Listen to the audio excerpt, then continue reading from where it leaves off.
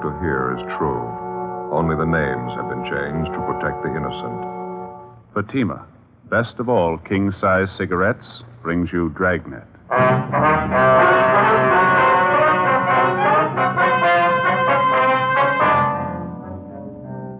You're a detective sergeant. You're assigned a robbery detail. A gang of hijackers has set up operations in your city. Truckloads of merchandise worth thousands of dollars vanish completely. The criminals know their business. Their system appears foolproof. Your job, stop them.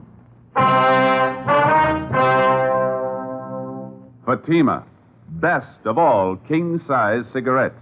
Definitely the best quality in its class, but the same price as the cigarette you're now smoking. And Fatima is extra mild, with a much different, much better flavor and aroma. So compare Fatima yourself today. You'll find Fatima gives you all the advantages of extra length, plus Fatima quality, which no other king-size cigarette has. Remember, the cost of Fatima is the same as the cigarette you're now smoking. Remember, in Fatima, the difference is quality. Next time, buy Fatima.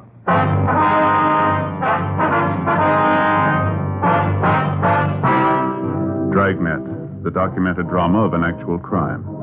For the next 30 minutes, in cooperation with the Los Angeles Police Department, you will travel step by step on the side of the law through an actual case transcribed from official police files. From beginning to end, from crime to punishment, Dragnet is the story of your police force in action. It was Saturday, November 8th. It was foggy in Los Angeles. We were working the day watch out of robbery detail. My partner's Ben Romero. The boss is Captain Didion. My name's Friday.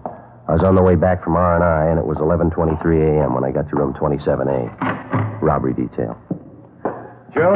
Hi. Where you been, anyhow? I've been sitting here 20 minutes waiting for you. Oh, I'm sorry. I've been checking a couple of names through R&I. It took a little longer than I figured. The least you could do is leave a note in the book. I do the same for you. I've been sitting here 20 minutes. Oh, I told you I'm sorry. What's the matter? You feeling well? No, I'm all right. I'd just like a little cooperation, Joe, that's all.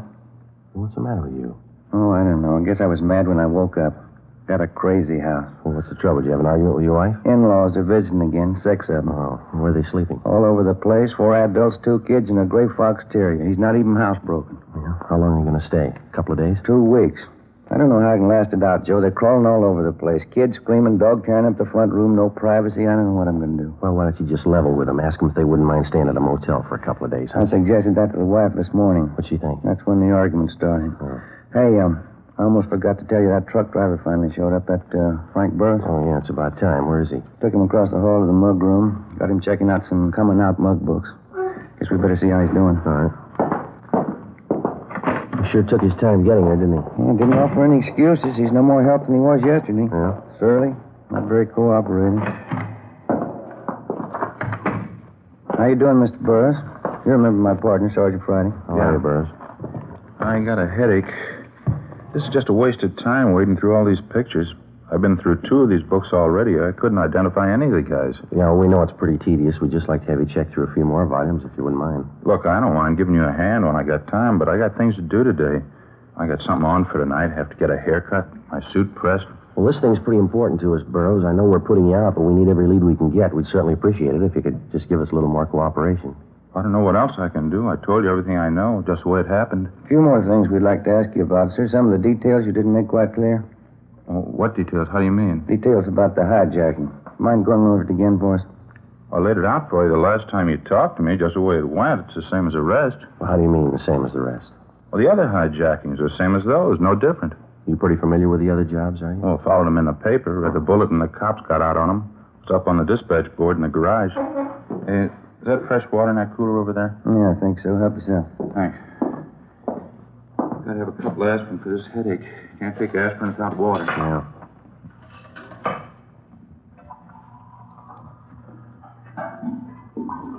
You've been driving a couple of years for Lavelle Trucking Line. Is that right, Burroughs? That's right, yeah. Wonder if you'd mind running it through for us again, Burroughs. Maybe there's a few details about the thing that you forgot to mention, huh? Well, it won't be any different than last time. I pulled out from the loading dock about 6 o'clock yesterday morning, hauling a load of Scotch whiskey over to Phoenix. Mm-hmm. Pulled up for the red light at Alameda and Jackson. That's when the guy pulled open the door and got in next to me. Put a gun in my ribs, told me to look straight ahead. First thing he did was hand me that pair of goggles and tell me to put them on. Same kind the welders use. Front of the lens was covered with tape. I put them on. I couldn't see a thing. Guy took over the wheel and started driving. Well, did you have any idea what direction you were heading in? No, not with the goggles on. I tried to follow at first, but I got all mixed up. Couldn't tell where he was driving. Made quite a few turns. He drove about 25 minutes, I guess, before we pulled up. Mm-hmm. That's where the switching point was. 2 more guys met us there. I could only tell by the voices. They pulled me out of the truck and put me in a car. Well, can you tell us anything at all about that transfer point? I mean, were there any sounds, anything like that that would give you an idea that maybe where you were? Well, I figure it must have been someplace out in the valley, pretty far out. No traffic sounds at all, just crickets, things like that. Mm-hmm. He got me in that car, drove around about an hour, I figure. Then they put me on out at the side of the road, told me to leave the goggles on for 10 minutes, and then they drove off. Well, how about those 2 men at the transfer point? If you heard their voices again, you think you could recognize them? I don't know. I doubt it. They didn't say too much. Not that I heard, anyway. I'm just curious, Burroughs. How is it you thought of calling your company first instead of the police? Well, it's their cargo, a whole load of whiskey. If somebody hijacked it, I figure the company ought to be the first to know. I'd like to ask you just one more question. There's no offense intended here. Yeah? You ever been arrested? Well, why? What'd that have to do with it? Oh, probably nothing at all. Have you ever been arrested? I'd like to set you straight on it right now. If you think I was working inside on this thing, you got it wrong. I didn't have anything to do with it. Then there's nothing to worry about, is there? All right. Yeah, I've been arrested. When was that, Burroughs? About 10 years ago. It was back east, West Virginia. What was the charge? Hijacking. Our records showed no previous arrests for Frank Burroughs. For the next few days, he was kept under observation. When we got the kickback from Washington, it showed Burroughs had one previous arrest, the one he told us about, for hijacking. We checked all his friends, relatives, and associates. We found nothing suspicious. His employer said that they were aware of his police record, but they told us that Burroughs was one of the best drivers they had. There was nothing to link him with a series of hijackings which had been going on all over the city for the past month. Our crime lab checked the pair of goggles which Burroughs had been forced to wear during the hijacking. They were an ordinary industrial type, easily obtained and impossible to trace. Other than those belonging to Burroughs, there were no fingerprints on them. Late that afternoon, the missing truck and trailer was found empty in a deserted section of the valley. No latent fingerprints or other physical evidence. 9 a.m. the next morning, we met with Captain Didion.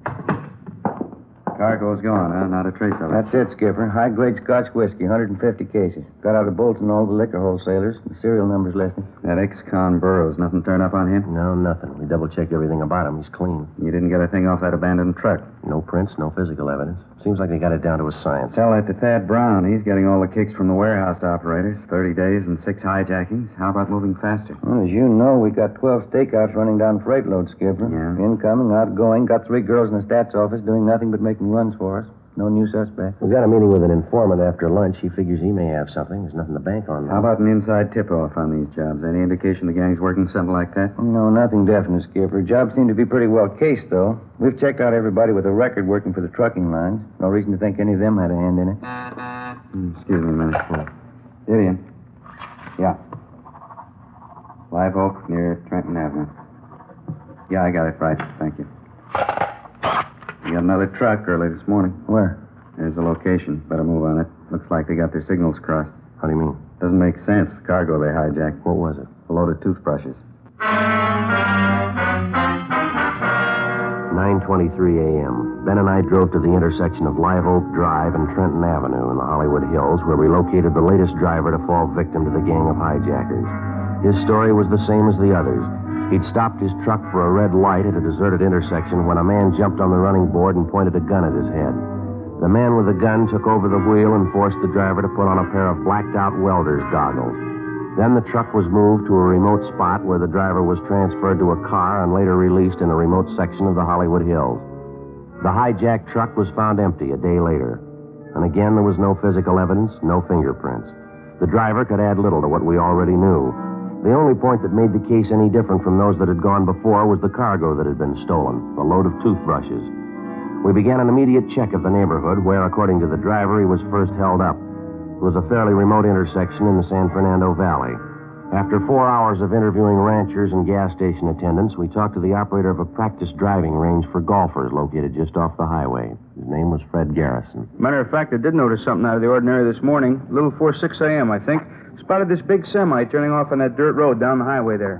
Which dirt road is that, Mr. Garrett? Oh, right up the highway there. See it? Oh, yeah. It turns off by that clump of trees. Mm-hmm. Couldn't figure out why a big truck and trailer be taking that road. Doesn't make sense. How do you mean, sir? Well, it's a dead end. No reason why a driver would turn off there by mistake. There's a big sign right there at the intersection. Says not a through street. Right there. See it? Plain as day. I wonder if you could describe the truck for us, Mr. Garrison. Well, it's pretty good size. One of those big aluminum jobs. Black lettering on the side, I think. Yeah, it turned off the highway, went down the dirt road a little ways, and then it turned off into that grove of trees, and the driver cut the lights. Mm-hmm. Did you notice any activity going on at all? No, I didn't.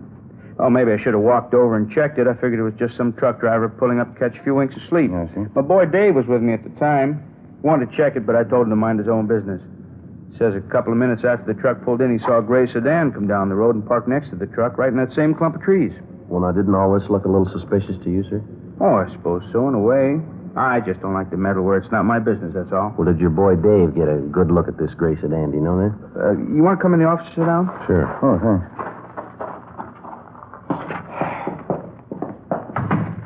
Hey, sit right there if you like. Fine, thank you. Let's see now, where were we?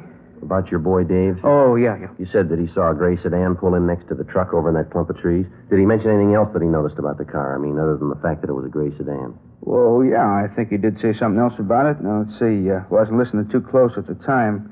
Dave's doing some errands downtown for me right now. He'll be phoning in pretty soon, though. I can ask him about it then. He paid a lot more attention to the thing than I did. Well, how long were the truck and trailer and that sedan parked in the grove of trees? Do you remember that? Yeah, well, not too long. Maybe 15, 20 minutes. Mm-hmm. The car pulled out first and took off down the highway away from town. That way, see? Mm-hmm. And the truck and trailer left a few minutes after. What do you figure they were up to? We've got an idea. What time was that again, sir, when you saw the truck turn off the highway onto the dirt road? About 6 a.m. Maybe a few minutes one way or the other. I wonder if you'd show us the exact spot where you saw that truck park, would you? Oh, sure. Here. You want to come over here with me to the window? All right. Now, you see the clump of trees there? Yeah. Eucalyptus. Mm-hmm. They border right on the road? Yeah. Maybe that's him now. All right. Garrison Fairways. Oh, yeah, Dave. How'd you make out? Mm-hmm. Oh, fine. No. Listen, a couple policemen here now. They're asking about that truck and that gray sedan you saw up on the road this morning. Want to know what you noticed about the sedan besides the color. How's that? Oh, you did, uh-huh. Yeah? Well, you better head back here. They probably want to talk to you about it. All right, Davy. Bye. What do you have to say? Oh, he'll be back in about 20 minutes. I figured you want to talk to him. Well, how about the sedan, sir? Did you get a pretty good look at it, did he say? Yeah, I guess so. He got part of the license number. Fred Garrison's son, Dave, returned and gave us all the pertinent facts about the truck and the gray sedan, which he'd noticed in the neighborhood early that morning. His description of the truck and trailer, what he saw of it anyway, matched closely with that of the latest vehicle to be hijacked. He described the car as a gray sedan, and he said it looked to him like it was a late model Nash, but he couldn't be sure. He said the first 3 units on the license plate were 7T7. The location in the grove of trees where the truck had been spotted was checked thoroughly. Outside of some indefinite tire tracks, there was no physical evidence. 4:10 p.m., we put in a call to DMV and asked for a rundown on the 3 license plate numbers. The next morning, DMV returned to us a list of more than 1,000 auto registrations, which began with the figure 7T7. We went down the list and gradually eliminated 600 of these as not being physically close in description to the car seen by Garrison's boy, Dave. We kept checking. Almost 300 more on the list were registered in distant parts of the state. That left us with over 100 vehicles registered in or around Los Angeles to check out. It went slow. 3 weeks passed. We narrowed the list down to 23 possibles. Tuesday, December 10th. We were checking registrations with addresses in the east end of the city. What's the name on this one again? Perry. Walter R. Perry.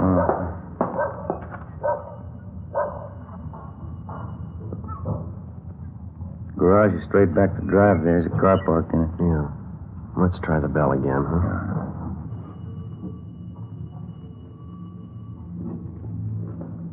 What do you say? All right, let's give the car a look. People sure do get careless. Nobody home, garage wide open, car sitting there. Qualifies so far. You want to check the steering post there, registration I thing? get it, yeah. Check out all right? Just a minute. What do you got there? Here. Found these under the seat. Oh, maybe we're home. Yeah, it's a pair of goggles. Take a look. Yeah. Both lenses covered with tape.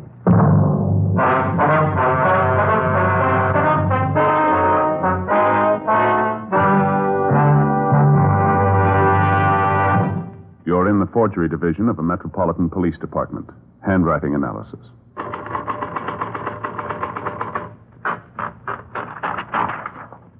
Now, let's check it against the forged letter. The capitals print evenly. The O's and the A's are clean. No, this isn't the typewriter we're looking for.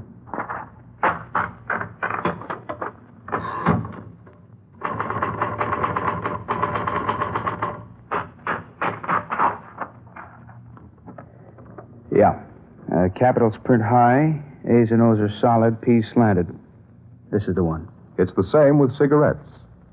There are many king-size brands to choose from, but when you know all the facts, you'll make your choice Fatima. Here are those facts.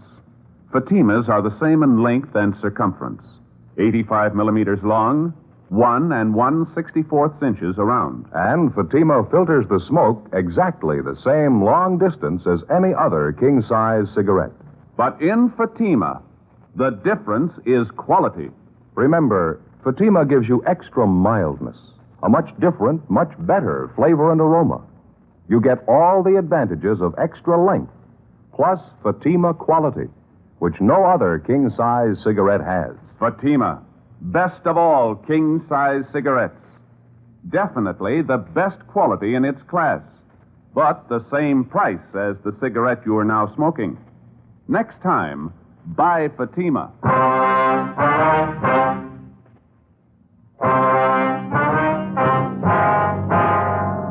Tuesday, December 10th, 2:15 p.m. The pair of goggles found in the automobile registered to Walter R. Perry were the same brand and style as the goggles used to black out the truck drivers in all the previous hijackings. Ben and I searched the car, but we failed to come up with any additional physical evidence. We left the garage, checked the house again to make sure that there was nobody at home. Then we went down the street close to the house to where we'd parked our car. We put in a call to R&I and requested a make on Walter R. Perry. He had no previous criminal record. A few minutes later, we spotted two women loaded with grocery bags come down the street, go up the stairs of the Perry house, and let themselves in with a key. We went up to the front door, rang the bell, and the younger of the two women answered. Dark brown hair, blue eyes, about 5'6", 28, 29 years old. We identified ourselves, and she showed us into the living room. She told us her name was Leona Perry and that Walter Perry was her husband. They'd been married 11 years, no children. We asked her where her husband was, and she said he was out of town on a business trip up north to Monte Vista, California.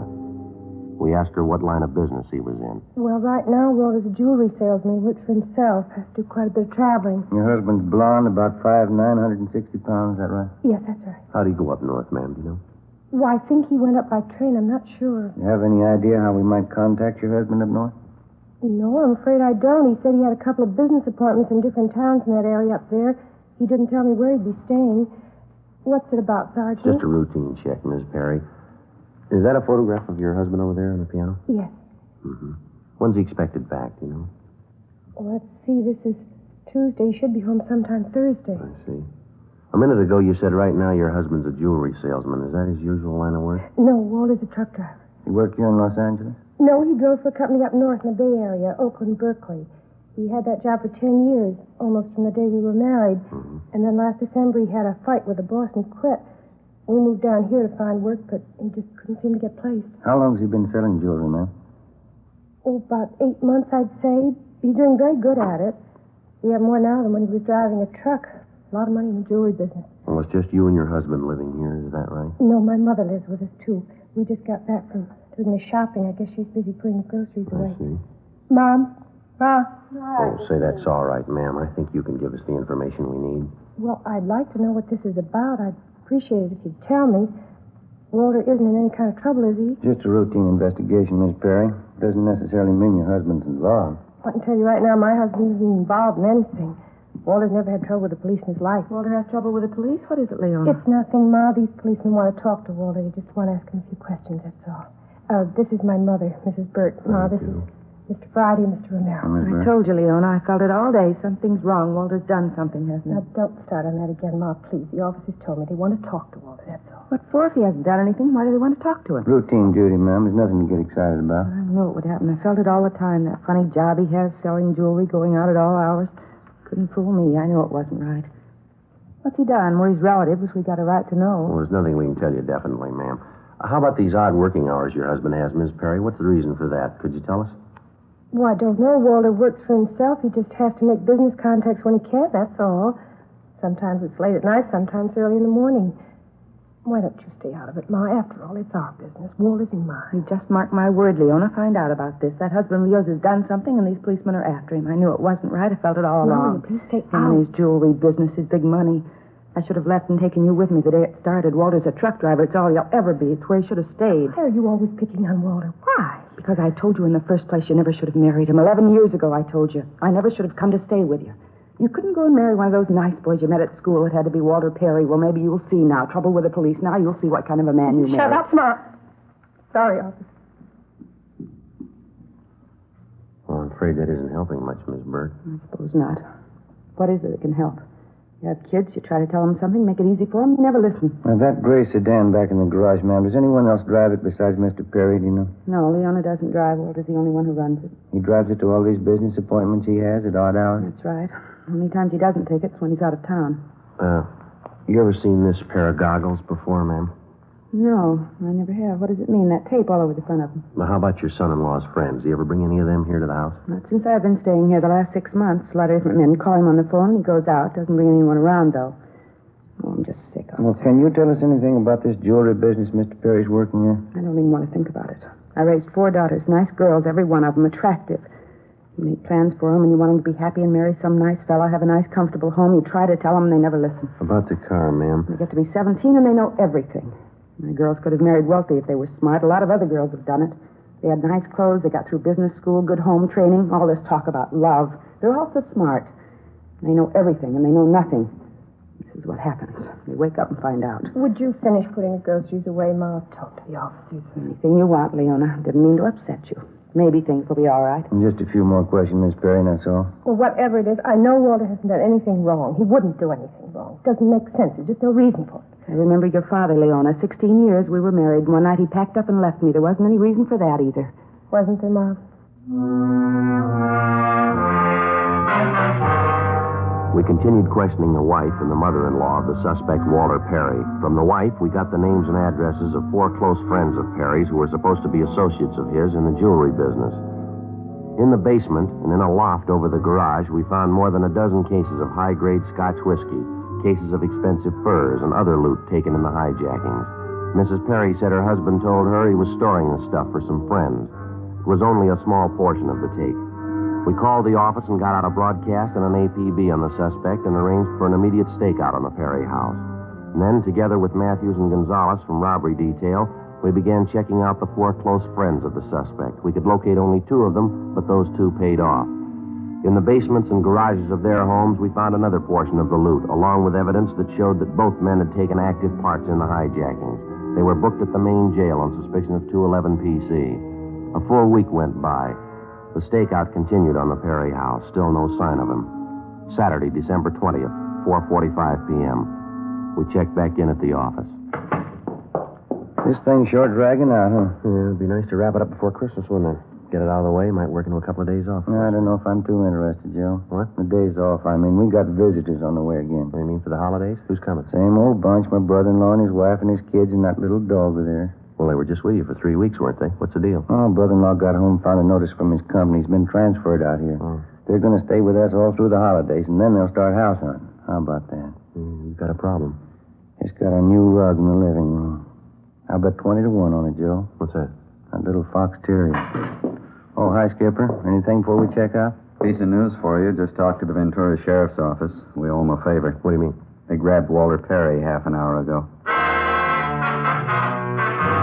Monday, December 22nd. Suspect Walter Perry was returned to Los Angeles. He was taken to the interrogation room where Captain Didion, Ben, and I questioned him for almost 2 hours. He was confronted with the evidence and testimony against him, and after another hour and a half of interrogation, he broke. He gave us a full signed statement describing his part in the campaign of hijackings. He also gave us the names of everyone in the gang, how they participated, and to what extent. He said most of the property looted from the hijacked trucks was stored in a rented barn located at the north end of the San Fernando Valley. A detail of men checked it and confirmed the information. The suspect's wife, Leona, was notified of her husband's arrest. 1:35 p.m. We completed our interrogation. That's it, Perry. Let's go. You asked me a lot of questions. How about it? Can I ask you one? What's that? Well, why do you think I did it? Why I got mixed up in this? Well, according to your statement, you wanted the money, isn't it? Well, you've been out to my house, haven't you? You met my wife? Yeah, that's right. I guess you met her mother, too. Yeah. Well, then you got it. Nobody in the world could make me go for a hijack deal, but she could. I even remember the morning I'd made up my mind to do it. I was out in the kitchen. I could hear her yapping at Leon in the other room, same old roasting. Mm-hmm. A lousy truck driver, that was me. 11 years the wife and I had been married. Her mother lived with us, 9 of them. Didn't get any better, didn't get any worse, just the same old yapping, her and her 4 girls. Why couldn't they listen to her? They were the best girls in the world. Why couldn't they marry money? Why did it have to be guys like truck drivers, stupid truck drivers? Same thing every day, always the same. 9 years of it. So I went out to get enough money to rub in her face, enough to make her choke on you. You can hate somebody for that. I don't know how many years they'll give me, but I'm going to hate her, every one. Dad? Oh, hi, Olson. Want to remain jail, this one ready to go? Only be a minute, Rex. Right. Thank you. All right, Perry. Yeah. Sergeant, my wife's been told, huh? She knows about it? She's waiting outside in the hall with her mother. You can see him on the way out. Oh, thanks.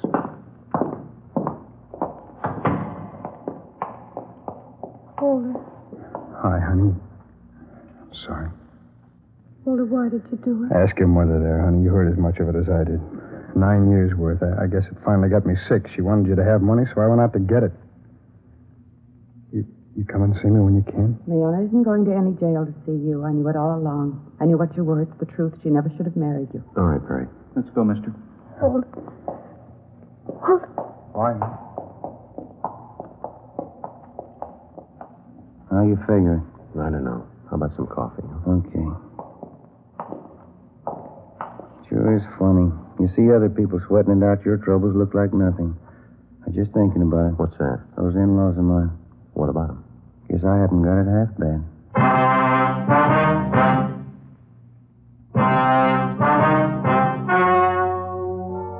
The story you have just heard was true. Only the names were changed to protect the innocent. On March 5th, trial was held in Superior Court, Department 87, City and County of Los Angeles, State of California. In a moment, the results of that trial. And now, here is our star, Jack Webb. Thank you. Friends, from our many talks with law enforcement agencies and letters from police officers, we're especially gratified to know that a great number of these men agree with us, that Fatima is the best of all long cigarettes. Now, our latest sales figures back that up. Every week, more and more smokers are enjoying king-size Fatimas. People from every state, from all walks of life. If you haven't tried Fatimas yet, buy a pack tomorrow. In Fatima, the difference is quality. The quality is better, but the cost of Fatima is the same as the cigarette you're now smoking. Next time, buy king-size Fatima.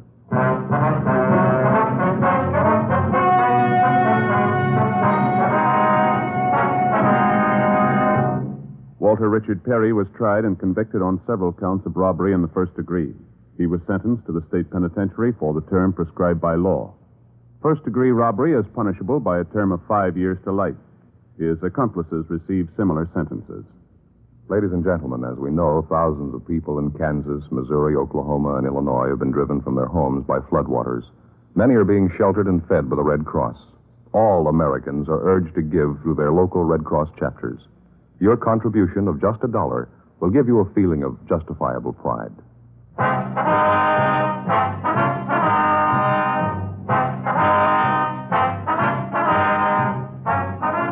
You have just heard Dragnet, a series of authentic cases from official files. Technical advice comes from the Office of Chief of Police W.H. Parker, Los Angeles Police Department. Fatima, best of all king-size cigarettes, has brought you Dragnet, transcribed from Los Angeles.